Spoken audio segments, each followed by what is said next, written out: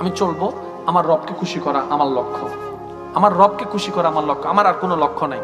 আমি স্বামী হিসেবে যা করার আমি করে যাব, আমি স্ত্রী হিসেবে যা করার করে যাব, আমি ভাই হিসেবে যা করার করে যাব, আমার দায়িত্ব আমি পালন করব। কিন্তু আমি কারো থেকে কিচ্ছু চাই না, আশাও করি না। আমাকে যা দিবে আমার রব্বুল আলামিন দান করবেন, সুবহানাল্লাহ। এবার রব আপনাকে কি দিবেন জানেন? উলামায়ে কেরাম বারবার বলেন বেগাইরে হিসাব। প্রত্যেকটা ইবাদতের সওয়াব নির্ধারিত আছে।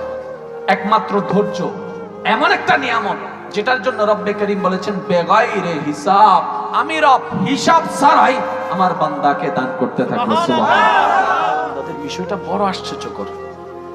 কিরকম? তারা হাঁটার পথে যদি পায়ে একটি কাঁটা ফুটে, ওই কাঁটার ব্যথায় যখন শরীর জর্জরিত হয়, ব্যথাটা লাগে, তারা যে কাঁটা ফুটলো ওইটার কারণে সে সবর ধরেছে, ধৈর্য ধরেছে, আউ করে নাই, কাউকে